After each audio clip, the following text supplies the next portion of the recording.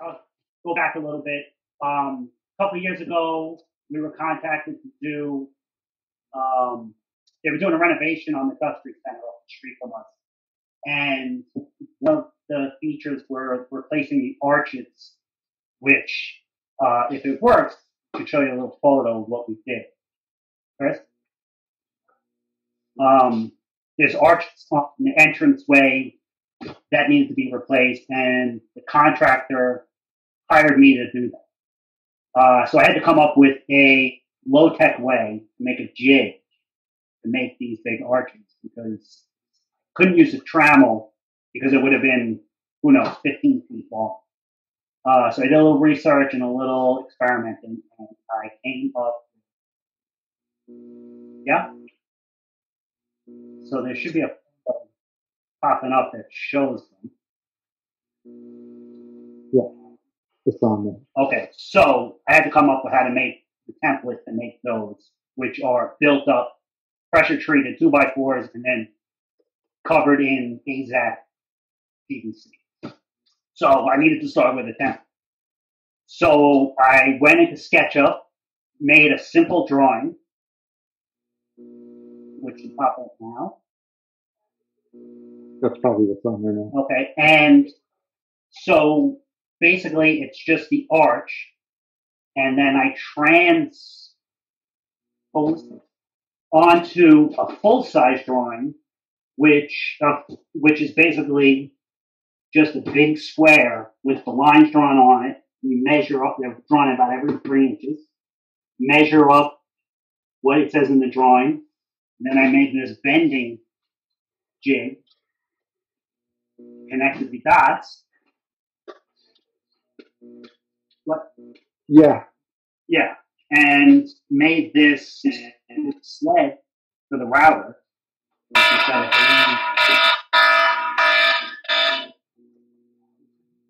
Feedback. Please commute.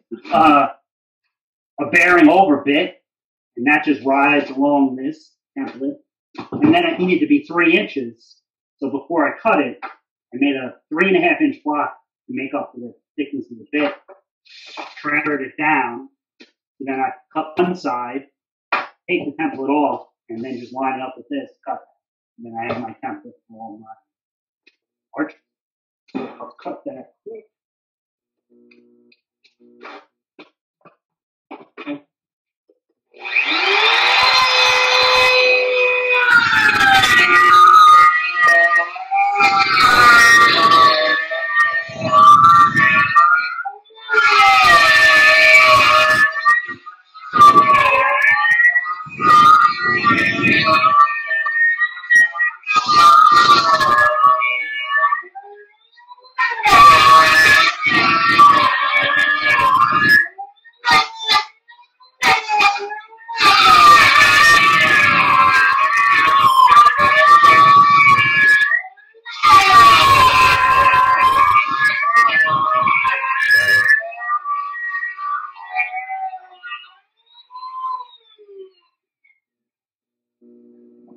One side.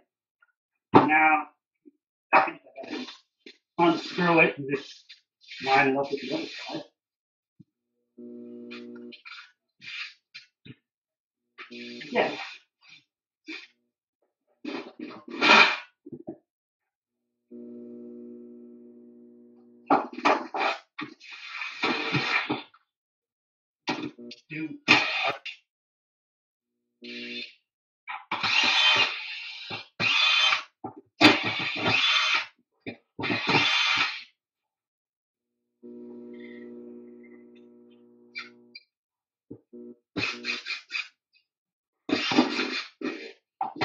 Take it off.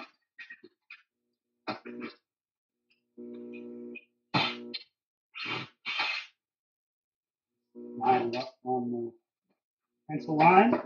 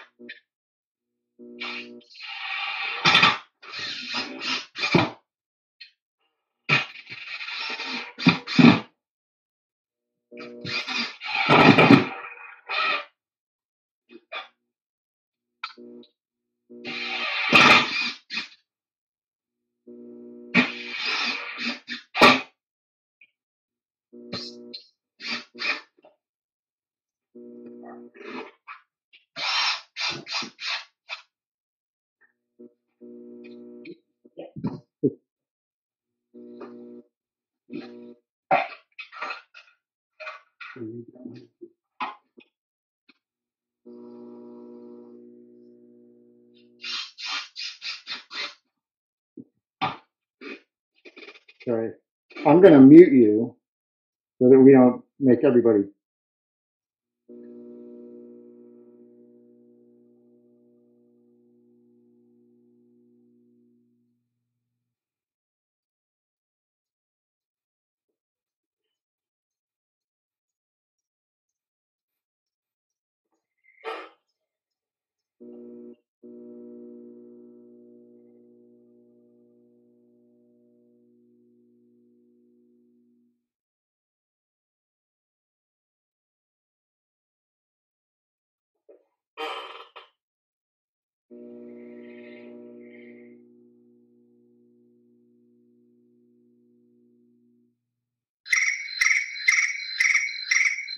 You're unmuted now.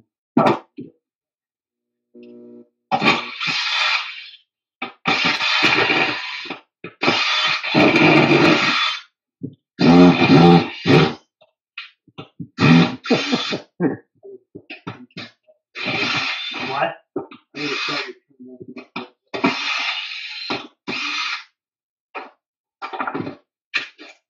There it is. Hold it flat. There you go. Like, no, the other one. Like that. There you go. I mean, it's a little cockeyed because I was rushing it up, but you get the idea. Yeah. And I used that to make all the arches that were in that photo. The other arches were a little different, so I had to make three different templates. But well, essentially, the jig can work on any arc because you just line it up. I mean, it's flexible, so you can line it up on any arc that you want to line it up on. Yeah, and it took a little experimenting on what material, because you couldn't think anything 1/4 inch or less is going to bend, but like 1/4 inch ply snaps, even thin AZAC ends up kind of kinky. Yeah. But this, I think this is 3/16 hardwood. Yeah. Yeah. Huh. Yeah, sure. And I did just find, I had some leftover bendable ply, wacky wood. So I think I can use the same technique to make, really far out templates. So it's a simple little low tech trick. You don't have a CNC. Well, the key to it actually is using SketchUp to come up with the distances at a set width, right? So that you know exactly where that arch is going to lie on the outside surface. Right. And if you don't have SketchUp, I mean, you can do scale ruler, some simple. Yeah, sure. Simple graph tools. You probably can do it on graph. Yeah. Scale it up. That's it. Any questions, comments, laughs? Thanks for my lovely assistant for helping me.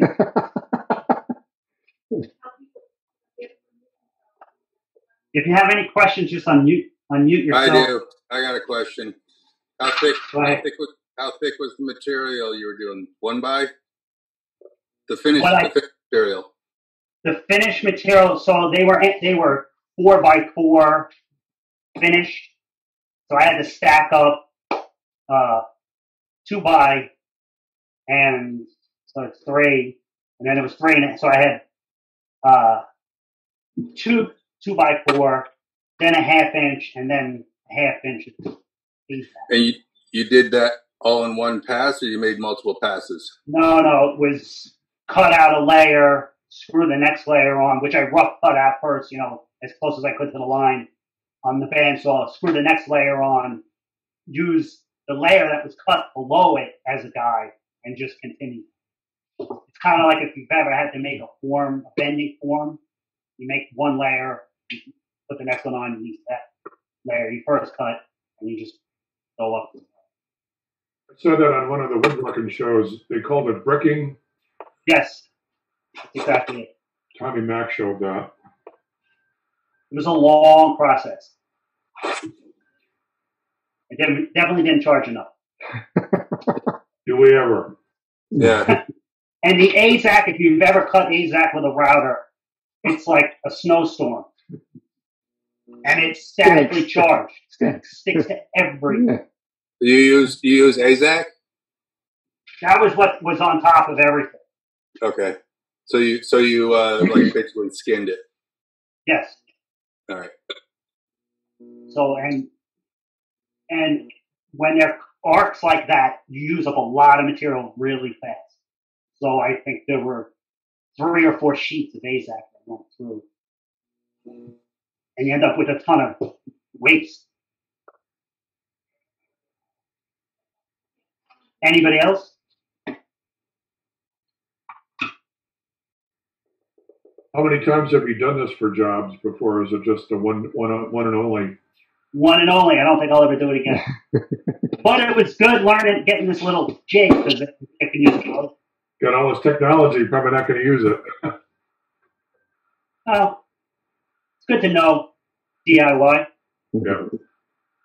Not everybody like Chem Studios has got a CNC. Bill, with that's Josh, how much do you use SketchUp when you're laying stuff out compared to working on a full-size template? I use SketchUp a lot. I've been using SketchUp for probably 10 years. And it is just, I don't make anything without it because you can work out almost all your issues, even down to joinery. There's so many plugins. There's a plugin, a cut list plugin. So if you're doing cabinets, you can assign things in it and it'll give you what you need to cut. So I use it for everything. What plugin do you use for the cut list? Is there a certain one? Yeah, I think it's called Cut List. Yeah, because I tried to do the cut list. I tried to do the cut list, and I followed it on YouTube, and I couldn't get it done for some reason. Yeah, I mean, it takes a little. You have to really kind of be organized from the get-go because you have to assign Components. each a material, and if you get ahead of yourself, it's a pain. You have to go all the way back and kind of break the thing down. I'm not super experienced with using it because some stuff is just you can just kind of simple to figure out, but it is a little bit of a learning curve. Like any of the plugins you get on there, and sometimes it's hard to find information. Yeah. So when you make the component, you assign it a material? Yeah, and I think you have to set a list of materials before you start. So if it's whatever, pre-finished ply, you have to set all those, and then you assign each component that. I haven't used it in a little while, so yeah. I'm sure it's... Because I could draw it, and then I'll just make it off that, but it'd be nice to have a cut list to kind of better utilize the material. Yeah, I think they just have a new version of Cut List came out. There's a SketchUp forum that I go on, and you ask a question, and somebody's bound to answer. 100 people. What forum is that? Could you send that out to everybody? I'll look to see the one I'm on. I think it's called like Sketchucation. Yeah. Because sometimes I took a course, it was in November, and the more I do it, the better I get at it, but still there's a learning curve with it. Yeah, and they're constantly adding. I mean, the extension warehouse is just massive. So there's so many other things on there. So you're always learning. Yeah, I got that book from David Heim, too. He's the one that taught it, so thanks, Chris. Anybody else?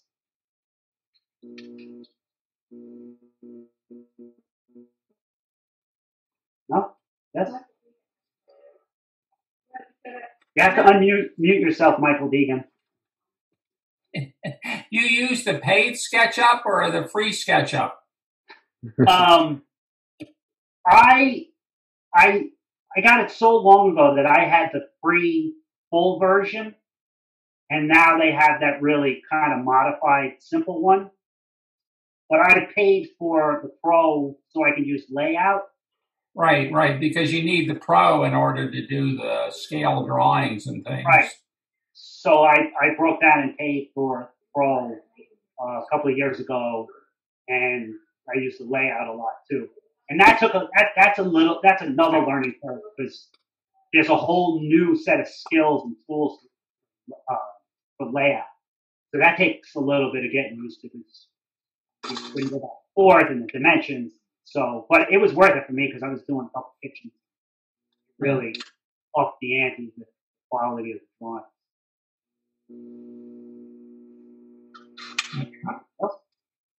Well, it's amazing because it's like the thing that everybody uses in the industry, that SketchUp. Yeah. I mean, there's fancier programs that cost $3,600, but the pros are, a lot of the pros just go and use SketchUp first, then they hand it over to their assistants to do on Vectorworks or the fancier ones. Yeah, I mean, I don't know much about how to integrate software with CNC machines, so I don't know how SketchUp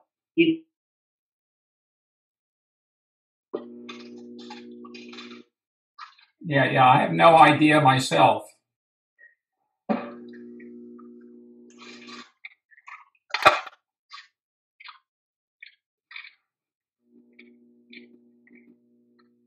You just do totally photorealistic drawings.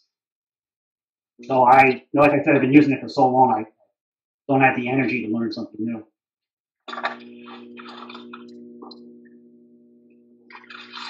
Anybody else? You're such a young man. What do you mean you don't have any energy? Not the years, it's the mileage. Does SketchUp help you price your job too? What's that? Does SketchUp actually help you price your jobs too? It does because you can actually sit there and break it down. I mean, a lot of times I don't get a drawing from a designer or an architect. It's part of our company is a design. So a lot of times I'll just get either a drawing on a napkin or even somebody doesn't even give me that much. So it really helps for the client to visualize it and for us to visualize it. When you're building it in SketchUp, you really understand how it's going to be made. So it gives you an idea of what it entails, how much it costs. Not all the time, but you get a really good idea. I think it looks a lot more professional when you hand them something from SketchUp and you can swerve it around and do different views of it. And I think the customer understands it better than something you draw on a napkin. Exactly. Yeah, a lot of people they can't visualize what the piece is going to look like just in an elevation drawing. So when you can really show them something in 3D with even shadows or even wood grain on it, then they can really right understand. I mean, when I originally started, I did everything hand drafted, and that quickly went away because when you have to make one little change, it's 2 hours worth of work. So SketchUp was a godsend. So when you print it out, do you do it like screen prints of it for yourself too, or because I have trouble printing it out? No, I don't have any trouble. You save it as a PDF, print it out, and it's fine. And it's There's a couple little tricks that I learned about printing and saving, especially sending stuff in email. That took a little. I don't know those tricks yet. I'll send you the link to the forum that I used. It's really helpful.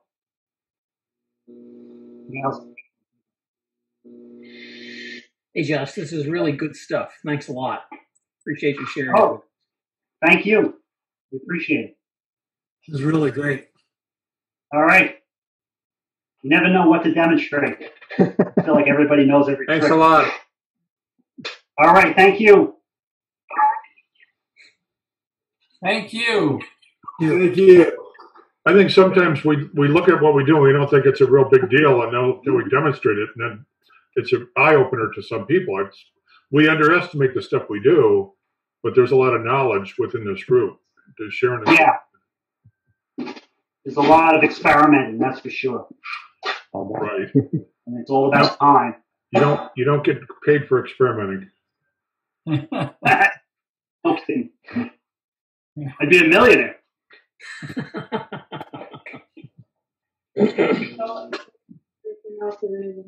I can mute myself. Good. Okay.